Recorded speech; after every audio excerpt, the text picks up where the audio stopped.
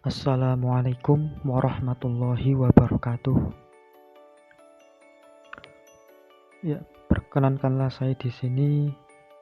Saya Wahyu Al-Hadi, NIM 23206051016 untuk menjelaskan tentang algoritma naive Bayes, di mana video ini saya susun untuk memenuhi salah satu tugas mata kuliah kecerdasan buatan, program studi Magister Informatika Fakultas Sains dan Teknologi Universitas Islam Negeri Sunan Kalijaga Yogyakarta tahun akademik 2023 tahun 2024. Ya, next.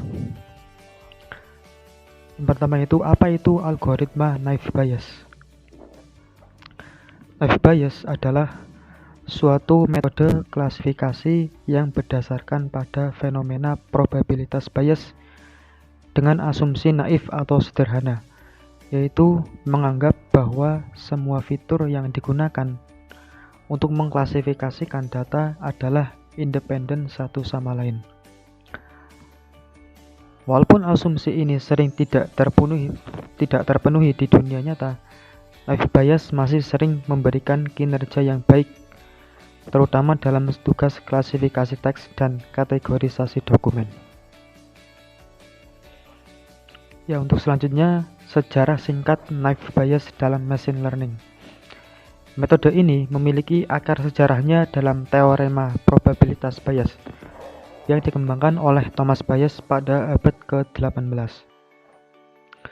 Penerapan pertama naive Bayes dalam konteks machine learning dapat ditelusuri ke klasifikasi teks pada awal tahun 1960-an.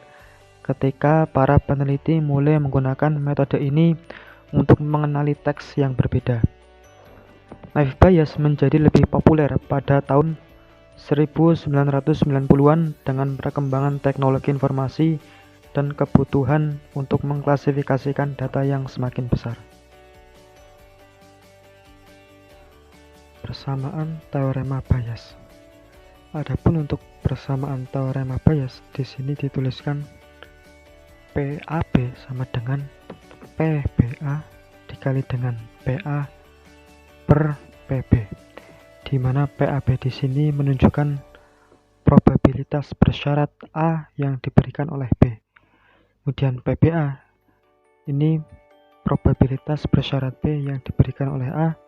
Kemudian PA di sini probabilitas kejadian A, dan PB ya di sini yaitu probabilitas kejadian B. Untuk selanjutnya yaitu cara kerja algoritma naive Bayes.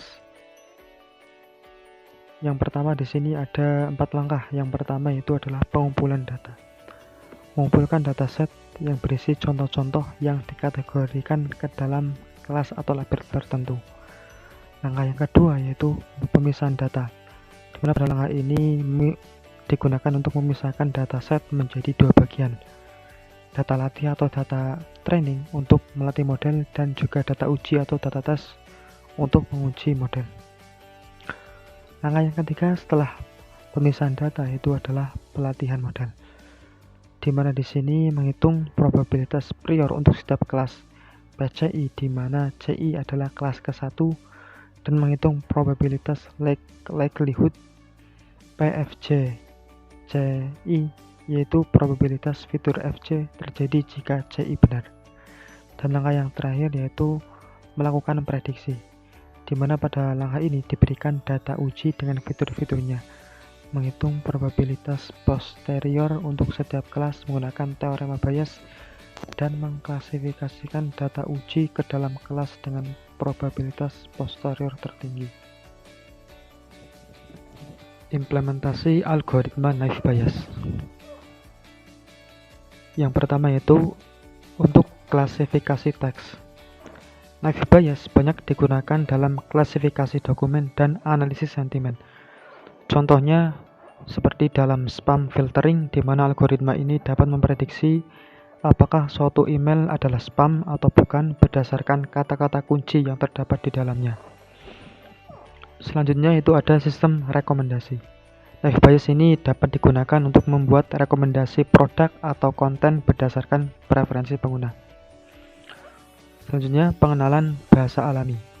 Dalam aplikasi pemrosesan bahasa alami atau NLP, Naive Bayes digunakan untuk mengklasifikasikan teks berdasarkan konteks atau topik tertentu. Pendeteksian anomali. Dalam keamanan komputer, Naive Bayes dapat digunakan untuk mendeteksi anomali atau perilaku yang tidak biasa dalam suatu data. Dan untuk klasifikasi gambar. Dalam pengolahan citra, Naive Bayes dapat digunakan untuk mengklasifikasikan gambar ke dalam kategori tertentu berdasarkan fitur-fitur tertentu. Selanjutnya itu untuk biomedis dan kesehatan. Naive Bayes digunakan dalam berbagai aplikasi di bidang kesehatan, termasuk diagnosis penyakit dan prediksi resiko kesehatan. Dan implementasi yang terakhir di sini ada manajemen penyakit. Dalam bidang biomedis, Naive Bayes digunakan untuk membantu dalam manajemen penyakit dan juga penelitian klinis. Kelebihan dan kekurangan algoritma Naive Bayes. Kelebihan yang pertama, sederhana dan cepat.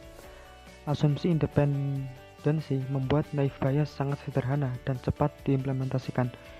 Ini membuatnya cocok untuk dataset besar. Kelebihan yang kedua yaitu efisien pada dimensi tinggi. Meskipun independensi fitur seringkali tidak sepenuhnya terpenuhi, Naive Bayes dapat efisien bekerja pada dataset dengan dimensi tinggi, di mana jumlah fitur sangat besar. Kelebihan yang ketiga yaitu mudah diinterpretasi. Karena sederhananya, hasil Naive Bayes mudah diinterpretasikan. Hal ini membuatnya menjadi pilihan yang baik untuk aplikasi yang memerlukan interpretabilitas tinggi. Dan untuk kerugian-kerugiannya, yang pertama itu asumsi yang terlalu sederhana. Asumsi independensi fitur yang sangat sederhana seringkali tidak mencerminkan ketergantungan yang sebenarnya di antara fitur-fitur dalam dunia nyata. Hal ini dapat menyebabkan ketidakakuratan dalam beberapa kasus. Kelemahan yang kedua di sini adalah sensitif terhadap outliers. Naive Bayes dapat menjadi sensitif terhadap outlier atau nilai ekstrim karena asumsi distribusi normal pada Naive Bayes Gaussian.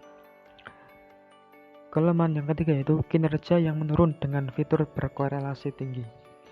Jika fitur-fitur memiliki korelasi tinggi, asumsi independensi Naive Bayes dapat menyebabkan kinerja yang menurun karena model tidak memperhitungkan ketergantungan antar fitur. Dan kelemahan yang keempat di sini yaitu akurasi yang terbatas dalam beberapa kasus. Meskipun Naive Bayes sering memberikan hasil yang baik, terutama pada data teks, asumsi naive dapat menyebabkan keterbatasan dalam beberapa kasus, terutama ketika ada dependensi yang kompleks antar fitur. Ya, mungkin itu saja yang dapat saya sampaikan. Kurang lebihnya mohon maaf. Saya akhiri. Wassalamualaikum warahmatullahi wabarakatuh.